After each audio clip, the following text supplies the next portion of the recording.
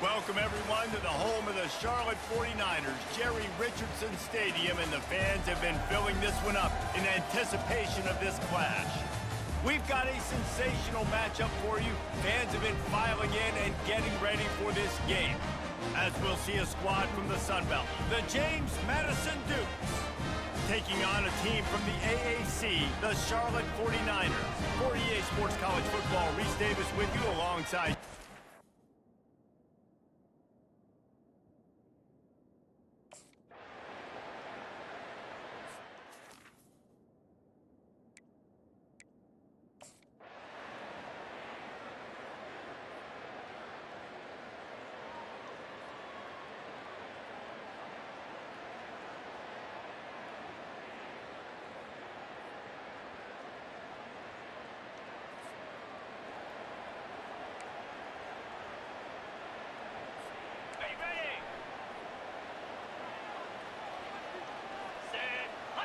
the offense showing motion from the tight end, trying to get a read on the D.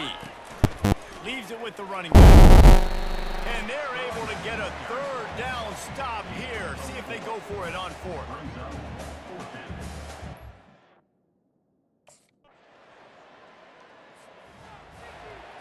On the ready. Easy. Out of the gun, they'll run inside. He's knocked down in the backfield. He'll lose a couple. They've moved it to the 25, but now facing a third and long. To throw, it's Morris. And that's incomplete. A defender all over him. Knocked the ball to the ground. Fourth down coming up. And third and long.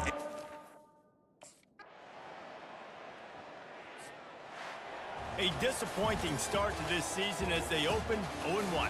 Tough way to start, but you see it so many times throughout a season. People start slow, figure out who they are, get better as the season goes on, and your dream's still very much ahead of you. And the sky's not falling right now. You're just 0-1. There's no need to panic. You don't have to try and reinvent the wheel. What you got to do is go back. You got to watch the film. You got to be honest with yourselves. Where could you have made better plays? You got to limit the penalties. You got to limit mistakes. This team is talented. They've still got a lot to play for. So it'll be interesting to see how they come out next week. That's going to do it for us from here. For Jesse Palmer, David Pollack, I'm Reese Davis, and this has been another presentation of EA Sports College Football.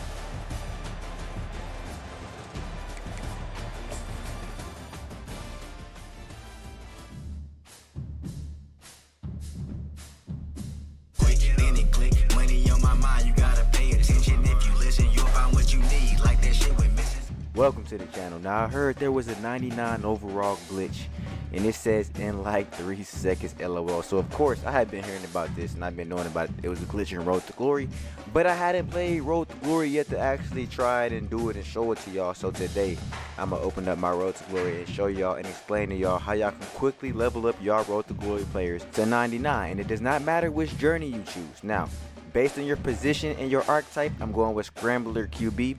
The only thing you have to consider is team and play style. Now that varies from quarterback archetype to receiver archetype to running back archetype to whatever team play style you have. Now, if you want to play on a scrambling quarterback, just follow this video step by step. But if you want to try another build, another position, another archetype, go ahead and try that and let us know in the comment section what works, because obviously I haven't went through every position and tried this with every archetype. Now if y'all having trouble, just drop it down below in the comment section, like the video, and if I don't drop a video on that position, then I'm sure somebody else can comment, because there's a lot of people who've already done this on various positions that can let you know what teams work for certain positions and archetypes. Now certain play styles work best with certain positions, like I believe the air raid. I've heard the air raid offense is better for the scrambling quarterback. Now that could be a myth, but it did work for me. Now the one thing I want to point out is that it was another way I was seeing players do it, and I had to do an extra step. So if it's not working for you, maybe you have to do this extra step that you haven't been seeing, but you want to put it on Heisman, 15 minutes. Now, as a disclaimer, putting it on Heisman in 15 minutes is not the extra step, but then you'll want to advance your week so you can do your training.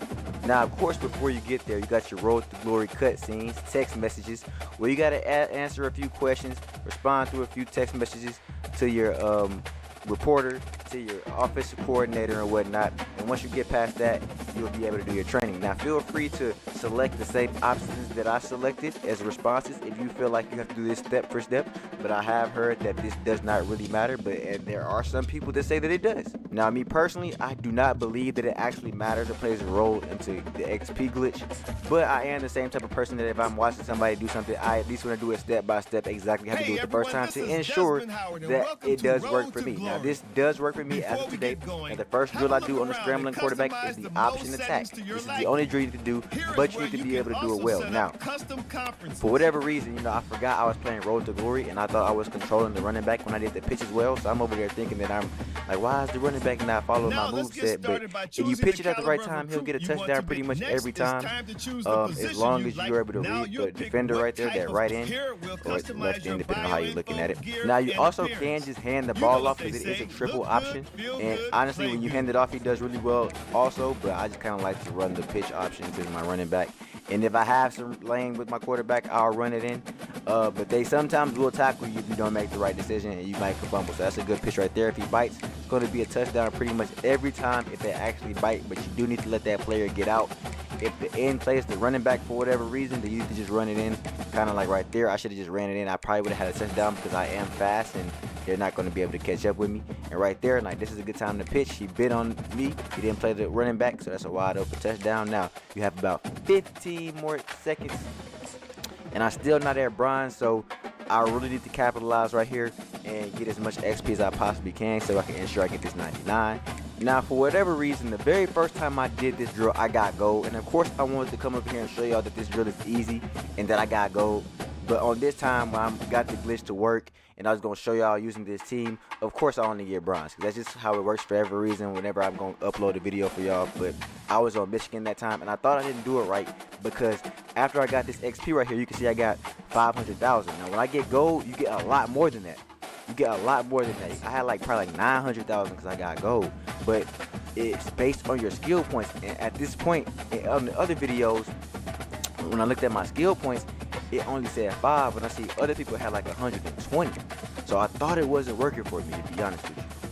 And this is after multiple attempts on multiple teams. So I was getting the points on the loading screen the whole time. I had a lot of points, but I didn't realize I had to go to weekly agenda, go to training, and train under XP, and then boom, you get your skill points. So if your skill points not showing up, then a lot of y'all need to do this extra step that I was missing out as well because I was doing it the right way. I just wasn't going up there to redeem my skill points. And now when I go to upgrade player, I have all my skill points. So y'all see them go from 5 to 127. Y'all see the skill points themselves. Y'all seen I got it on bronze. Y'all see I'm at 81 overall, and I'm gonna upgrade my player right here so that y'all can see that, hey, this is legit. This is exactly how we did it. And y'all see me go from 81 to 99, and y'all see my skill points go from 5 to 127.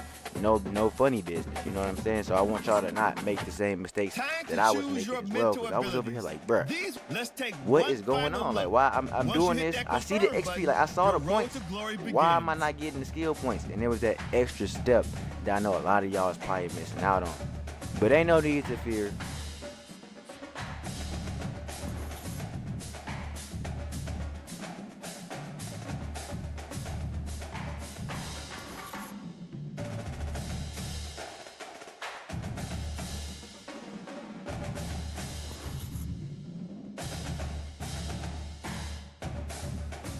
Welcome to National Signing Day. Once you've selected your school, your college football career begins. If you have aspirations to see the field early, pay close attention to the depth chart. And even if you didn't get your dream scholarship, you can be a walk-on at any school. Plus, there's always the transfer portal if you need a change of scenery down the line.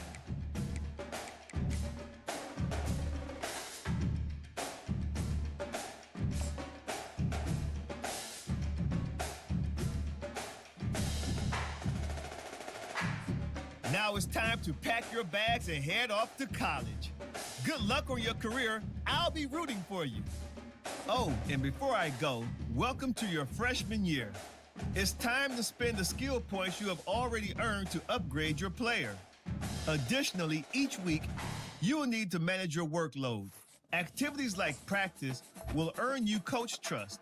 And as your coach trust increases, you can improve your spot on the depth chart and gain more play calling flexibility. Now, let's get to work.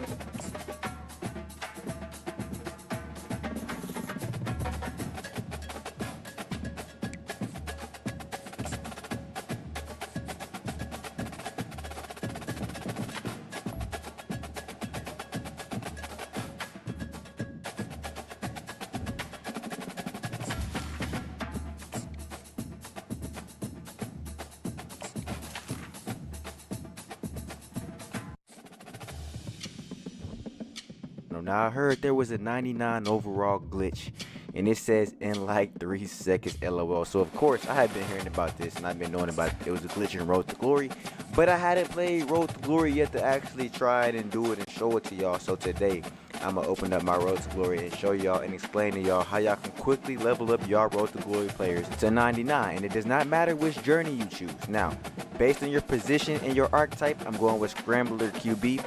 The only thing you have to consider is team and play style, and that varies from quarterback archetype to receiver archetype to running back archetype to whatever team play style you have. Now, if you want to play on a scrambling quarterback, just follow this video step by step. But if you want to try another build, another position, another archetype, go ahead and try that and let us know in the comment section what works, because obviously I haven't went through every position and tried this with every archetype. Now, if y'all having trouble, just drop it down below in the comment section.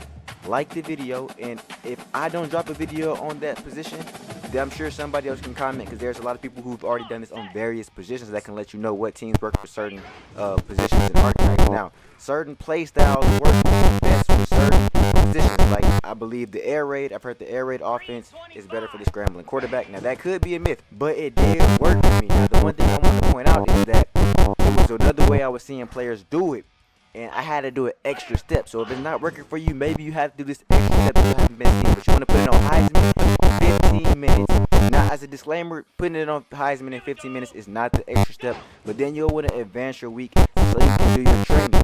Now, of course, before you get there, you got your Road to Glory cutscenes, text messages, where you got to answer a few questions, respond through a few text messages to your reporter, to your offensive coordinator and whatnot. And once you get past that, you'll be able to do your training. Now, feel free to select the same options that I selected as responses if you feel like you have to do this step for step. But I have heard that this does not really matter, but there are some people that say that it does. Now, me personally, I do not believe that it actually matters or plays a role into the XP glitch. But I am the same type of person that if I'm watching somebody do something, I at least want to do it step by step exactly how to do it the first time to ensure that it does work for me. Now, this does work for me as of today. Now, the first drill I do on the scrambling quarterback is the option attack. This is the only drill you can do, but you need to be able to do it well. Now, for whatever reason, I forgot I was playing Road to Glory, and I thought I was controlling the running back when I did the pitch as well. So I'm over there thinking that I'm like, why is the running back not following my moveset? But if you pitch it at the right time, he'll get a touchdown pretty much every time, as long as you're able to read the defender right there, that right end or left end, depending on how you're looking at it. Now, you also can just hand the ball off, because it is a triple option. And honestly, when you hand it off, he does really well also, but I just kind of like to run the pitch option to my running back. And if I have some lane with my quarterback, I'll run it in. But they sometimes will tackle you if you don't make the right decision, and you might fumble. That's a good pitch right there. If he bites, it's going to be a touchdown pretty much every time if they actually bite, but you do need to let that player get out. If the end plays the running back for whatever reason, you need to just run it in.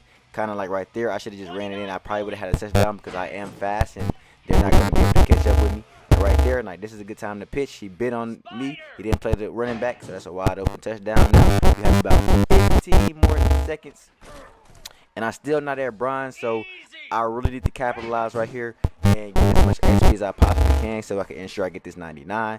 Now, for whatever reason, the very first time I did this drill, I got gold. And of course, I wanted to come over here and show y'all that this drill is easy and that I got gold. But on this time, when I got the glitch to work and I was going to show y'all using this team, of course, I only get bronze. Because that's just how it works for every reason whenever I'm going to upload a video for y'all. But I was on Michigan that time, and I thought I didn't do it right. Because after I got this XP right here, you can see I got 500,000. Now, when I get gold, you get a lot more than that. You get a lot more than that. I had like probably like 900,000 because I got gold. But it's based on your skill points. And at this point, in other videos, when I looked at my skill points, it only said 5. When I see other people had like 120. So I thought it wasn't working for me, to be honest with you. And this is after multiple attempts on multiple teams. So I was getting the points on the loading screen the whole time. I had like a lot of points, but I didn't realize I had to go to weekly agenda, go to training, and train under XP, and then boom, you get your skill points. So if your skill points not showing up, then a lot of y'all need to do this extra step that I was missing out as well, because I was doing it the right way. I just wasn't going over there to redeem my skill points. And now when I go to upgrade player, I have all my skill points. So y'all see them go for 5 to 127. Y'all see the skill points themselves. Y'all seen I got it on bronze. Y'all see I'm at 81 overall, and I'm gonna upgrade my player right here so that y'all can see that, hey, this is legit. This is exactly how we did it. And y'all see me go from 81 to 99, and y'all see my skill points go from 5 to 127. No funny business, you know what I'm saying? So I want y'all to not make the same mistakes that I was making as well, because I was over here like, bruh, what is going on? Like, why I'm doing this? I see the XP, like I saw the points. Why am I not getting the skill points? And there was that extra step that I know a lot of y'all is probably missing out on. But ain't no need to fear. Almighty Dan is here. So this that point in the video. If you ain't already hit that like button for your boy. Subscribe to the channel if you new. Cut those notifications on so you don't miss a beat. And if you like Ultimate Team, go watch my last video there, because I am playing that, getting it in. But it's only right that I show y'all some gameplay of my 99 overall scrambling quarterback. Now, this is my first game on Road to Glory. I'm only going to show y'all one touchdown because I just want to show y'all a little bit of gameplay of the 99 overall. That's the whole point. No, don't judge me, man. My first game in Road to Glory as a quarterback playing on this view. I'm not used to this view whatsoever just yet. I know that I can zoom out, but I feel like for the experience of me being in Road to Glory, that I should be able to adapt to this view. So of course, you know, I'm gonna try to take off and see what kind of speed I got. Does not have the Judkins spin move like I thought I might have just yet, but he's a lot faster than most of the players on FCS. Now it's not 99 speed just yet, it's 94, 95, and to be honest with you, while that is considered fast in the game, it didn't really feel overpowered, but that's likely due to me playing on Heisman difficulty. But the lineman for sure can't catch me, so I am able to run the ball a lot. I will say, of course I get a fumble there, I will say that the zone coverage with some of these default play calls that the coach is calling up is not helping me with my receivers getting open. Like, the coach needs to call some better plays. I will say that I need to improve my ability on my quarterback to call some plays, because the plays the coach drawing up, man. I see why we lost the first game of the season, bro. I see why we lost, man. They need me out there. Now, I know I can call some audibles and whatnot, but, bro, like, these routes we running against this Heisman defense is not necessarily working. He's almost forcing me to run the ball. Now, I do understand that in Road to Glory, it's important to build the coach trust up, especially as a quarterback, so you have influence over the plays that's being called and be able to possibly even call the plays and make audibles and adjustments and whatnot. But that is one thing I would definitely emphasize that you do quickly right after you get your 99 overall player, if you want to go that route. Now, don't get me wrong, if some of y'all enjoy the grind, y'all want to grind it out, and y'all enjoy the journey more than the destination, then you can, of course, you don't have to go 99 with it. But if you want to have the best player out there, especially I feel like this would be more beneficial when you start off as the underdog story.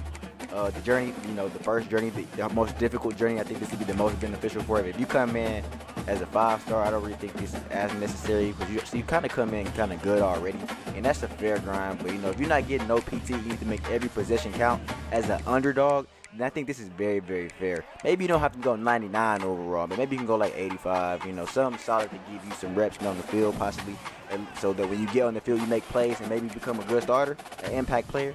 But anyways, if you enjoyed the video, y'all be sure to hit that like button, hit that sub button. Until next time, y'all see I got the touchdown, ran it in, had to take it from the running back.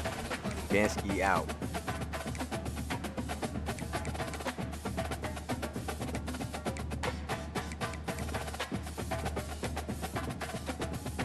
Sewanee, the University of the South, was actually one of the founding members of the SEC, but after losing all 37 of their conference games, they left the SEC in 1940 and eventually became D3. Today, though, I've brought them back into College Football 25, where they'll be rejoining the SEC once again, and I'll be rebuilding them in this video until we win a national championship. Just taking a look at some of this roster, though, it's not going to be easy, because we're obviously going to be projected to finish down here at the bottom of the SEC, but we have some young players like freshman halfback Deshaun Lambo, which could be a lot of fun. For full transparency too, I advanced a year to try to make this team as bad as possible, but the game automatically made these walk-ons come onto the team because it was so bad. So I guess there's a limit to how terrible you can be, but our coaches are atrocious, and that includes both our offensive and defensive coordinator too. Since Sewanee's located in Tennessee, our main rival in this that's out conference will be Middle Tennessee State, and our school grades look absolutely horrendous, all outside of conference prestige, so we have got to get them up. I might be underestimating how hard this is going to be since all the players that are interested in our school are 1 or 2 stars, but I felt like that couldn't be entirely true since we are an SEC school. That has to help us out a little bit, and there we go. We can find some 3-star talent to go after. I'll probably try to get 4 stars later in the year as well, but you can see that pretty much every position is going to be a team need. If it says it's not, then lying. We're bad at every spot. And I found a gym with my first prospect already, so that's a good start. By the end of scouting, I was actually able to find 6 different gyms, including this quarterback who could be the future of our program. Look at this, 94 throw power, 85 speed. I mean, those are great stats. I'd like to think that he'd have Bob Berger sweating at the thought of losing his starting job, but we're going to have to compete with schools like Northern Illinois, and all we can do to start is just send the house on him. With only 400 recruiting hours a week, though, these are the 8 3-stars that I'm going after, and we're going to have to sign a lot more than that. I'm not sure how I'm going to make it happen, but we will figure it out, and our overall spread in Middle Tennessee State is 12 low. We have to hop into it, though, because I want to show you all the field, and we have some sick jerseys that we're going to be able to rotate throughout the course of this entire rebuild, which I'm excited about. Here we go. I know we're using a D3 school, so our stadium is not massive. I think it seats about 17,000, but that should do the trick even in the SEC. And Bryce Berger, it's your chance to prove that you should have the starting job for the next 4 years. The problem with that, though, is our offense has scored less points than our defense in this game, and if we can't pick up this 4th and 8, we're going to be in a lot of trouble, but our route just slipped. I had a curl out that would have probably been open, but our receiver couldn't stay on his feet, and at the end of the day, it seems like we're not going to be able to score a single point with Bryce Berger. Losing to Middle Tennessee State 41-2 is not a good start to a rebuild, and it kind of gives you a good idea of how difficult this will be, especially in SEC, but that's also why for the rest of this first season, we have no reason to hop into any of these other games, especially on the road at Clemson, because we already know that this is going to end very badly for us. Now, when it comes to recruiting, if we scroll through all of our guys, the only player that we're losing points on right now is this left tackle, so we're going to have to remove him from our board, but the rest of them we're still going to be able to go after, and it's been really hard to find a 4-star we can go after because pretty much all of them are deal breakers, but I did find this quarterback, so we're also going to target him and maybe this tight end too. There's a lot of reasons to be worried about the current players on the team that are leaving, because as I scroll through this list, there's like 10 players that want to enter the transfer portal, and worst case scenario, if we don't get the new, we're still going to have Terry Duval because I don't think NIU's catching up to us. We're starting to unlock all 3 interest for these players, but the issue with these pitches is we have like a D grade in everything, so I don't know if hard sells are going to help us or not unless it's a specific scenario like this where both conference prestige and hard sells are in their conference. Surprisingly enough, though, for the next 4 recruits, that was all of their main pitches, so I guess that's the main reason that they even want to come here as 3-stars. And I've never seen this happen before on a 3-star prospect, but South Carolina wants them more than us, so we're about to lose a battle for a player that's not even in the top 1,000 in the country. This is probably the first time I'm going to have to focus on this recruiting skill tree. Normally, I like to just go down the motivator path, but at least for now, I'm spending 30 coach points to get tier 2 for my wide receivers, tight ends, offensive and defensive line, all in most influential. If you combine that with our other coordinators, that should allow us to get some better bonuses towards those positions, which we desperately need since we're not winning for a while, even if it was close versus the Cardinals. Leave it up to Louisville to almost make a Division III school look good, and Memphis is 0-4 too, but their overall is so much higher. When it comes to recruiting, it's looking pretty good for most of these prospects, including the 4-star quarterback that we've taken a lead on, and then somebody at the bottom of our board, this 4-star left tackle, but that's still only 8 players. In order to free up some hours, we have to get guys like this to sign quicker, and we just landed 3 3-stars in the same week. Martin Zenner was also SEC Defensive Player of the Week as a freshman, but that doesn't mean we won. We still lost by 7. It's also not looking very promising for Alex Capps. We're in a battle with Duke, and I can't schedule him for a visit visit because of a bug. So we're just hoping for the best there, and I see that Notre Dame's starting to go after this 4-star with us. I don't even want to schedule players for a visit because I know we're going to lose, but we do have bye weeks open if we need it. And I'm going to search through all these 4-star prospects that are still in the open stage until we find one that doesn't have a deal breaker on our program. There was only 3 of them left in the entire country, but my hope is we can sign at least one of them, and I'm very happy seeing the commitment of Alex Capps. That means 3 of the first 4 players that we've signed have all been gyms, but here's the issue with going after 4-stars that aren't being recruited. Now you're seeing other teams come into the picture. As the weeks go on, you're going to see that we just don't have what it takes to close the deal. They're going to pass us up for both of them, and this visit could save us with Manu. I really need the 4-star quarterback, but I highly doubt that it will. We hedged our bets though, going after Terry Duval. That's why we have him on our board still as well. I mean, he has that 94 throw power I've talked about, and to be fair, we don't even know how good this kid's stats are. Maybe I should start to scout him, and if they're not great, yeah, I'm gonna just take him off our board entirely. I've also noticed that we desperately need more wide receivers, so I'm starting to add some 3-stars that still are in the open stage of their commitment. And I can't stress enough how important it is that you scout some of these guys from the start, because I'm finding bust after bust since they have not been recruited, and I'm starting to see why. At least I can finally come in with some positive news though. With these 3 4-stars we started putting points on, we seem to still be in the lead on all of them. And then I found back-to-back JUCO sophomore gyms at wide receiver who we're also going to go after. We might be able to get them to commit after they see that we have Terry Duval officially signing, and Brian Toon will pair with him in the backfield, but his stats weren't the best. I normally like somebody with more than 89 speed, but if you have 82 trucking, that kind of balances it out. And I'm having to schedule visits for all of these 4-star recruits because it's starting to seem like we might not get a single one of them. It turns out whenever you're sitting at 0-9, losing every game in conference play, including one to Vanderbilt by 35 points, nobody wants to play for you, and I can understand why. We finally made it so Vanderbilt's not the worst team in the SEC, and since our team grades are clearly not going to improve, we still have 8 players that are threatening to enter the transfer portal. Of course, when we have to play my Kentucky Wildcats, this is when they decide to go 8-1. They're the number 5 team in the country, and this is the week that these 3 4-stars are visiting. They're about to obliterate us. Well, I guess you could say it'd be pretty underwhelming for Kentucky to only beat us by 7, but none of them have committed, even though a couple of them are so close, and I'm afraid that Florida's about to catch us on this tight end. Nobody stopped Heath Peace from coming to our school though. We have signed our first 4-star. That's what I love to see, but Florida did get this tight end, and I called that happening, but us losing 38-13 to the Gators probably sealed that decision. It was a rough season 1 for the Division III school, but keep in mind we were using 69 overall Bryce Berger, who's up to a 69 now, and he showed a lot of improvement with this many passing yards, even though he also threw 16 interceptions. Despite not being a scrambler either, he led the team in rushing over our starting running back Deshaun Lambo, and we had a couple breakouts at wide receiver with this freshman and then sophomore Asher Varner. Sophomore JUCO Khalil Woodhead's not running away from a challenge though, because he wants to take their spot on the depth chart, and Louisville stole the final 4-star that was on our board. I think it's only right we decide to fire both our OC and our defensive coordinator. I want to redo everything about this team, and for whatever reason that made Walter Cutting decide on Sewanee. Our goal is eventually to have a Heisman winner like Clemson, and for all we know, Terry Duval could be the player to take us to that next level. On early national signing day, we've only been able to bring in 9 guys, so as you can imagine, our class is not ranked very high, but I ended up signing the offensive coordinator that I wanted, and I'm hoping to get this defensive coordinator too. Luckily he would, and I needed both of these guys to help balance it out for me because my prestige is still in F, but now I can put points into a bunch of other stuff. I was so close to going down that recruiter path, but I think it's very crucial that we stay on the motivator path, unlocking that tier 3 for different positions, and as I get more points into these categories, I'll make sure to let you all know. I forgot to check who won it all, but I did notice that we have 0 chance to get back any of these 6 guys that are transferring out, and it's not like we lost anybody great to graduation besides Joshua Townsend. With the transfer portal open though, somehow we have players like the 30th best in the portal interested in coming to our school, and with 600 points a week to spend, I tried to split it up as best as I could. As you'll see, I'm starting to only put 25 points on some of these prospects. I have to cast a wide net because the players that we're going to lose on I can cut without a big loss, and I think that'll pay off in the end. We'd go on to make a lot of other signings, so at the end of the day we brought in 19 3-stars with our first class, and then that 1 4-star wide receiver Heath Peace, which means we had a top 50 class, and I'll definitely take that. That's better than I thought we were going to get. Transfer Joseph Dunbar McGee actually ended up being our best player before training results, and even though Bryce Berger started to improve, Terry Duval as a 70 overall freshman is very tempting to start. One position that was still really depleted though was our cornerback room, so it's a miracle for this 90-speed athlete that I was originally going to put at tight end. He would have been a cheat code, but we need him in the slot more than anything else. I think we've set ourselves up for a really good season 2, but the player progression in this game just feels way too fast, and it feels pretty bugged along with the Coach XP speed because even though it's on normal, I just gained 200 more coach points. We went from a level 10 to a level 30 out of nowhere, and I don't even feel right putting all those points into this category because of it. I'm gonna hold off on some of that and just increase our in-game stats whenever I hop into the actual matches, but I could also use the 130 skill points I still have left, which is just insane to put stuff into recruiting too. I think what I'm gonna do in future rebuilds is just keep the XP speed set to slow or slowest, and I'm even gonna take this slider and bump it down to 80 for the rest of the rebuild. I think I'm also starting to see the benefit of having a coordinator that has a lot of points in tactician. It brings up your overall a lot too, because to start the season, it's saying that in year number 2, we're gonna be an 80 overall, and that does not feel right. All of those coordinator boosts have really affected these player overalls though. Now there's no chance that I'm starting Terry Duval. And I just noticed that Bryce Berger has a star dev with some of these stats like 92 throw power. There's no reason for me to switch up on him now. Even our freshman wide receivers enjoying all the boosts that the coordinators get him because he's up to a 77 before he's ever seen the field. And from everything I'm seeing, coaches are very important in this game, but we still haven't won a single matchup, so I'm hoping it can happen at home against Ohio. One thing that didn't shoot up a ton though was our school grades. We're still 124th on championship contenders, so we need to work on raising these. And as I was scouting players, putting together a board of people I might want to go after, I was just offering them scholarships, and we got an instant commit, which I didn't even know was in the game. As far as I'm concerned, I think that ability is supposed to be locked behind either Program Builder or CEO, and I found it up here. It is Dream School, but I don't have it unlocked, and I still got an instant commit. Sawani has been gifted some magical powers just to compete in SEC, and I'm gonna test that going after this 5-star recruit. We need a cornerback that could step up like him, but I have a feeling there's no chance we get him, even if we can put 65 hours into it. With only 400 recruiting hours to spend, I'm only able to put points on 7 different players, which is definitely an issue, and I'm just thankful that only one guy on our roster wants to transfer out right now. Despite freshman Heath Peace going for 145 yards and 3 touchdowns in his first game, Cincinnati would beat us by 6, which means we're starting this season 0-1, and I still feel like this 80 overall we have is a bit bugged. That theory is about to be tested versus Ohio, and I'm taking the curl route on 3rd down, but they've picked me off. That is about right for Bordeaux gameplay right there.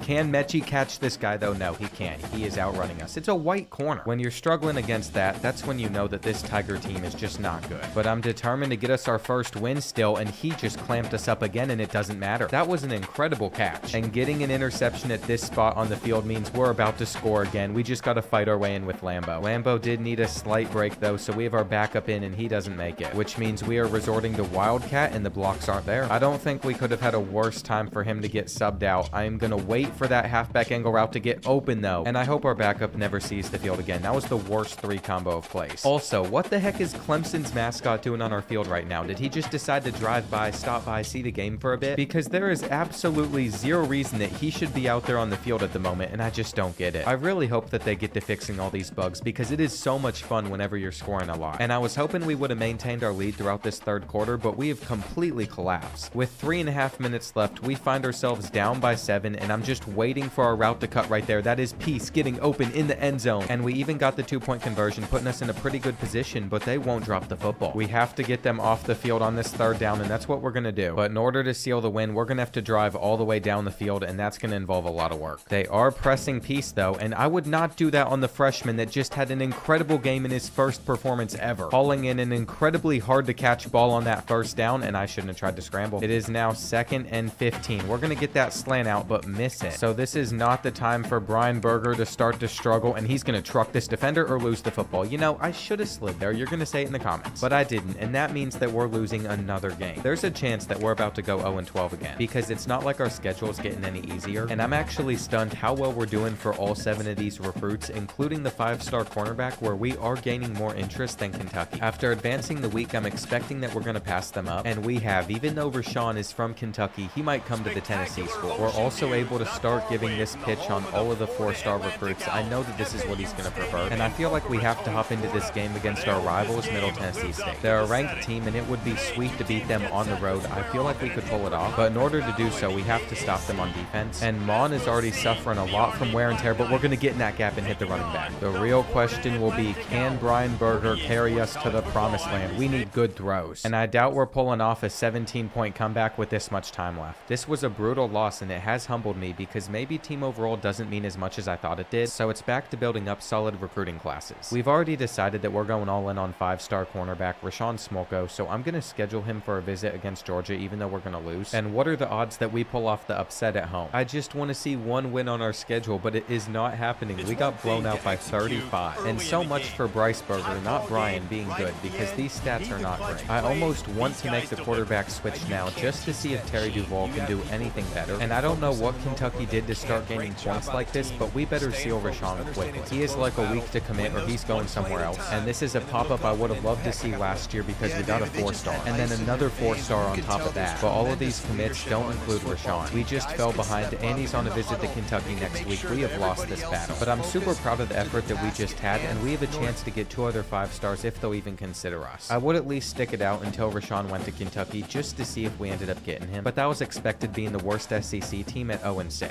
Funny enough though, because Sewanee never won a conference game when they were in the SEC back in like 1933 to 1940, they still have never won a conference game in the SEC play. And they might just be cursed at this point because they're like 0-50. I'm seriously starting to go all in on some of these prospects though. I'm putting 65 hours on each of them. And through simming the next 2 games, we actually won our first matchup. Take a wild guess which SEC school it was against. It was none other than Vanderbilt. And they've been relegated right back down to the bottom of the conference. After making our quarterback switch to freshman Terry Duval, that's when we got our win. So we'll continue to ride with him, but even with players like this 3-star, I'm noticing that we're losing out to bigger colleges. Meanwhile, when I go down to the bottom of our board, especially for these 2 5-stars, we're somehow still in the lead. And it makes absolutely 0 sense, but I just want to land a 5-star commit. I've been trying my best to heavily leverage the fact that we're in the SEC to these recruits. And this 3-star was not the player I was looking forward to signing. I wanted somebody like this 4-star cornerback, but Miami came out of nowhere and stole him in 1 week. And there's like no 4-stars for us to go after because they all have deal breakers. I added a couple that I'm not really that interested in, but I do need some corners, so we're definitely going after these guys. And I don't normally like to scout players, but it allowed me to figure out that 2 of them are bust, and they're pretty slow too with 84 speed. Eventually, just getting through the rest of the year, we'd sign this 4-star wide receiver, but some of our best players want to transfer out, including our best one that we got in the transfer portal last year. We should have known better than to care about Joseph Dunbar McGee. This guy is not loyal. And we should have known that the day his girlfriend came into practice crying, but we still have a lead on both of these 5-stars, so I'm super excited about that. To wrap up the year, Duval actually got us another win over Missouri, and that means we didn't finish at the bottom of the SEC. It was Texas A&M instead. All that money to spend in a year and they still can't win games, but look at this. Our season stats look pretty rough at QB, and also at running back, which is why I'm a little bit concerned. But freshman wide receiver Heath Pease had 803 yards with 7 touchdowns, so I'd say we had something to look forward to, but his development trait's normal and he's not going to progress that much. I have some more bad news as well, as you're going to see 5-star Alex Chester chose Clemson over us, so my quest to get a 5-star probably isn't happening because we just can't seal the deal with Jeremy Thrasher. It doesn't help when his top 2 motivations are both a D- grade for our school, but it doesn't matter because Jeremy Thrasher decided he still wanted to go to Sewanee at the end of the day. That is huge, especially since some of these players still want to transfer, and this time around it was the Georgia quarterback that won the Heisman. I'm definitely not going to touch firing our staff because look at this, they're already up to almost a level 40, and with our conference prestige jumping up to an A+,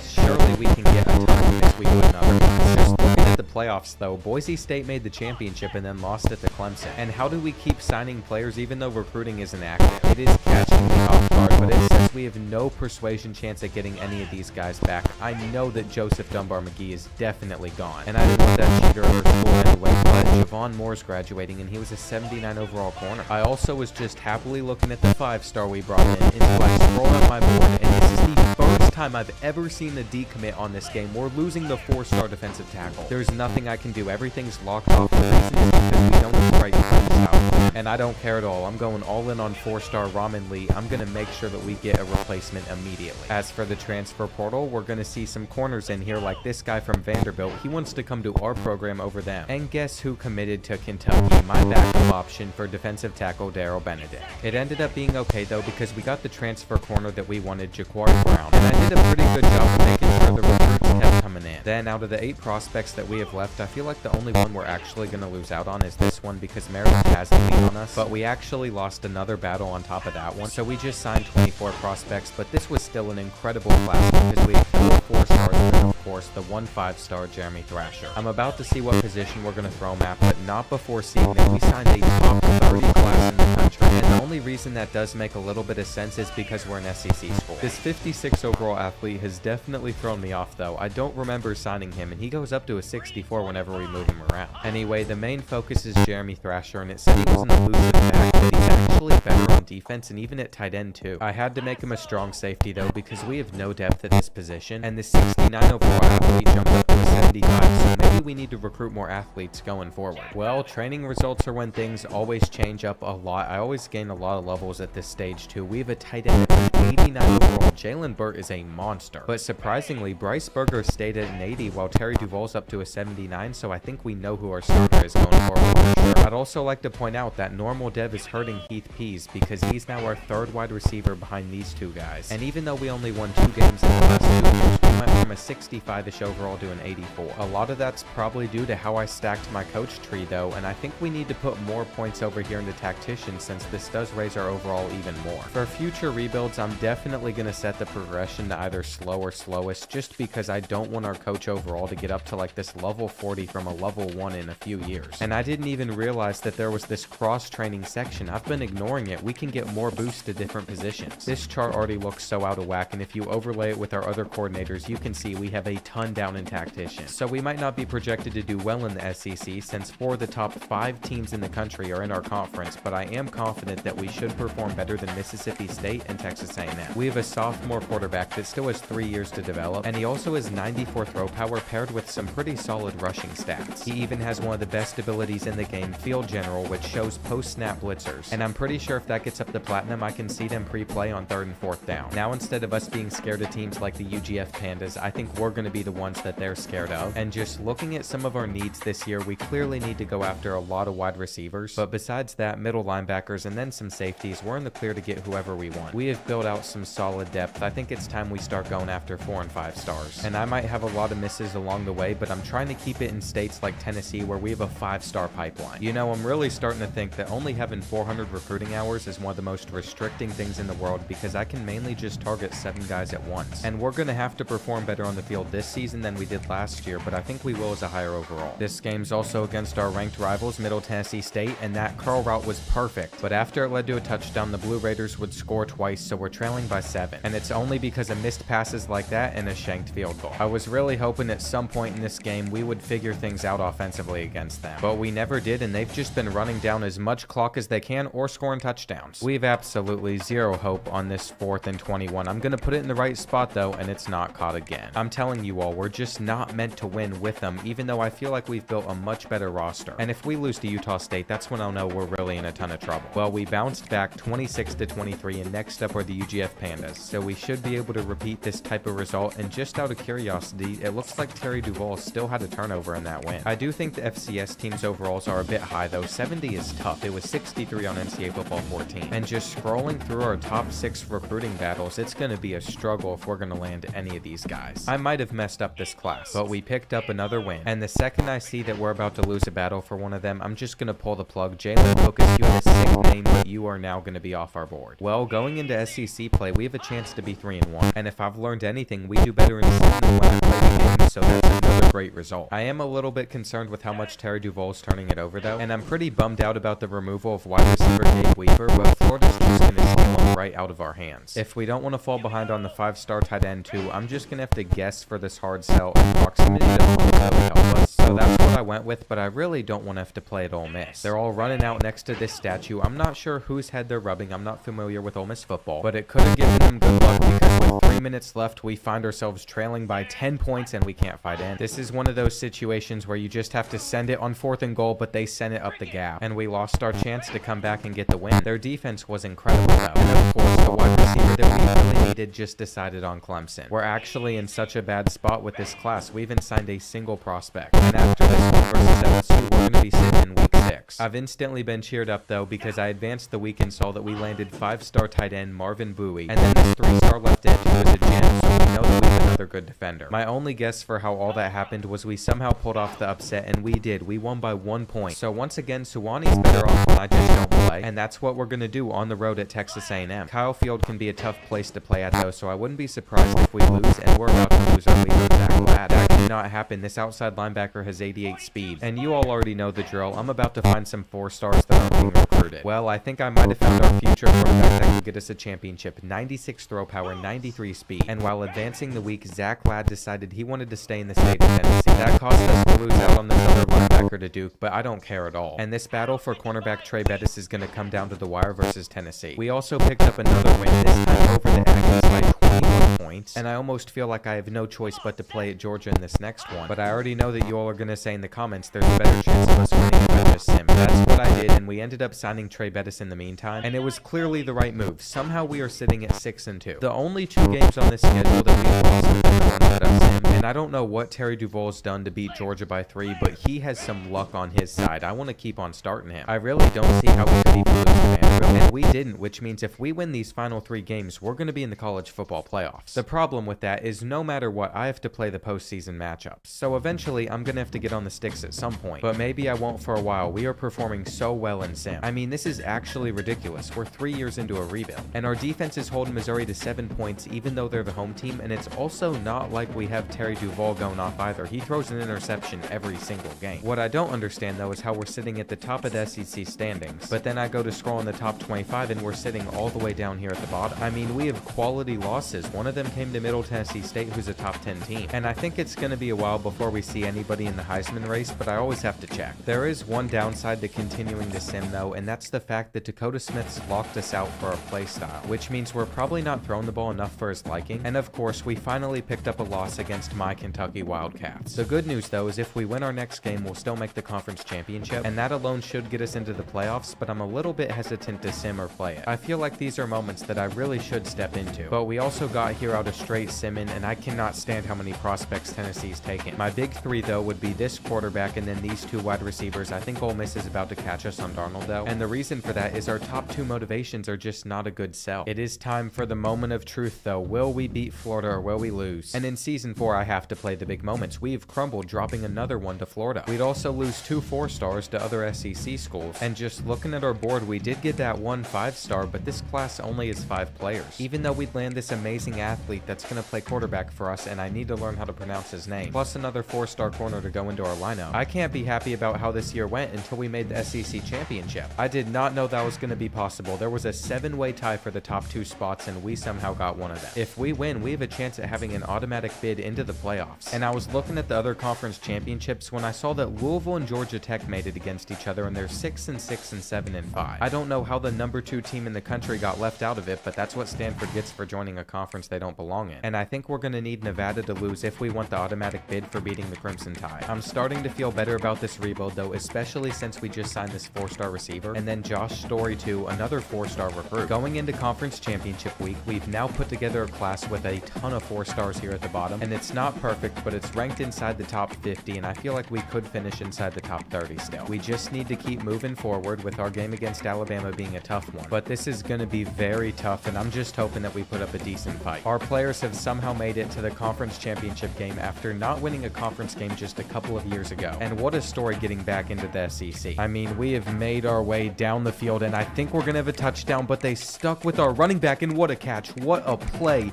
from, I'm pretty sure his last name is a Lambo. Even the Alabama fans can't believe it, and that's what I thought. Deshaun Lambo, might as well call him Deshaun Jackson. I mean, Nick Saban reincarnated as Kalen DeBoer's probably going to make us pay for it, but our offense is to blame for not scoring throughout this entire first half besides that 1 touchdown. We have solid targets out there on the field, but sometimes they just get pressed like they did right there. I was thinking that was going to be PI, so I threw it over there. I was hoping the ref would throw the flag, but no, he didn't, so I've had to carefully work it all the way down the field with a few seconds left in the first half, and we're going to score a touchdown to make up for our mistakes. This has been an intense third quarter, but our zones over the middle just didn't guard number 11, and he is gone. So defensive stops have have been non-existent as well. And we'd get another touchdown, but the real question is whether or not we're able to get off the field, and we're not able to. I mean, these receivers are cooking our DBs. I am doing my best. I really don't feel good about the interception I threw at the end of the second quarter, but even if we reach the end zone again, we're still going to have to figure out how to stop the Crimson Tide, and look at Lambeau go. He has been the engine that's run this offense throughout the entire day, and sure enough, guess who's gotten all the way down the field? I wanted to let them score. That does not put us in a good position with this much time left, and they just got a sack so quickly. It's like we can't do anything. I also want to point out that for whatever reason, our end zone's pink. We have a bunch of pink fans in the stands, and I'm pretty sure that's a glitch with team builder teams at the moment. I knew someone would probably point it out in the comments, so it was best if I just said something. And okay, we're gonna go to the 35, but I did accidentally burn one of our 3 remaining timeouts trying to go an instant replay, and that did not work versus man-to-man coverage. It's another interception. It was due for the amount of yards I'd passed for in this game. Next year, we're gonna have to come prepared with a better defense, and it's not like we were supposed to win. We were an 84 overall team. It was only a matter of time before we saw a wide receiver Heisman winner too, and we've been matched up with Georgia Tech in the Tax Slayer Gator Bowl. You know that I'm not going to fire these coordinators considering they're level 47 and 46, but trust me, in the next rebuild, we're going to try out this slower Coach XP setting, and thank goodness this year during early National Signing Day, we didn't have a single decommit, so that means we've officially signed the 5-star tight end. We also saw a ton of progression out of Terry Duval. He threw for 36 touchdowns with 15 picks, and since all 5 of his top targets aren't seniors, he should be able to put up even better numbers next year. When it came to running the ball, he even had more yards than Deshaun Lambeau, our starting halfback, and I think we made the right move choosing him as our starting quarterback. I have to win a game at some point this season though, so that's why I've hopped into this bowl, because this is my chance to redeem the Tigers and hopefully get us another win. Okay, I will admit, I am not the best when it comes to defense. As you can see, we've already given up 38 points, so I don't even know why I'm trying for a comeback, because it's not like that's actually going to happen, and we just fumbled. It is now 3rd and goal. We're probably still going to be stuck behind by 17. I had to go to the flat, and there's absolutely no winning in this situation. I mean, they've completely dominated us, which makes you wonder how I'm ever going to win a national championship with Sewanee. I mean, I can't make a read to save my life, but we have Sim on our side to get us into the playoffs at least, and I can't believe how bad that score was. There is no part of me that wants to remember this bowl game, and we got really lucky that nobody wanted to transfer out, and we only lost 6 seniors to graduation. We have to start picking up more commits though, especially here in the transfer portal, and the number 11 player in the country, this linebacker, has us at number 1 on his board. I mean, there's really nothing too exciting going on with our board outside of Jaden Lewis, the corner, and then Jaden Parrish, the linebacker, but we'll be keeping a close eye on them and making sure we always schedule them for visits. That would eventually land us one of the best transfer linebackers in the country, but we did lose out on that corner to LSU. I also found out that this transfer wide receiver, DeMonte Hester, had 98 speed, so we pretty much have Devin Hester 2.0 that could commit. So when I saw this pop up, I was so relieved, because outside of 5-star Marvin Bowie, he's my favorite player in the class, and I know it wasn't looking very promising, but we finished with the 27th best in the country. Because we're in the SEC, we still have to do better though, and I'm just curious what overall our athlete quarterback's going to be. A 76 is fine. In 2 years, once the 3 guys in front of him are gone, he's for sure going to be our starter, and these training results always seem to go so well. Our best player is left tackle George Bush. I did make some mistakes signing 3-stars though, because there's guys like this 55 overall wide receiver I can't cut. And going into this season, we're not sitting down here at the bottom of the SEC projections. No, we're sitting all the way up here at number 2 with an 87 overall team. But I don't think that's good enough to win it all, so it's a good thing that Terry Duval's only a junior, because we're going to need at least another year to improve. This team could still shock me though. You'd never know when we might make a deep playoff run, and you'll see that some of our grades are starting to increase, which is why I'm going to have a much easier time going after way better prospects this season. I'm also hoping that we can knock off ranked Middle Tennessee State on the road this year, because they've done very well on this file, always finding themselves in the top 25. Well, so far in recruiting, I've decided on the prospects I'm going to go after, including this quarterback. We're number 1 on his board. He looks like he's going to be a solid option, even though we do have another starter for the future, and that's just because we need depth at the position. The same thing's true for halfback, and some offensive linemen as well, which is why I put a player on our board, Darquise Noel.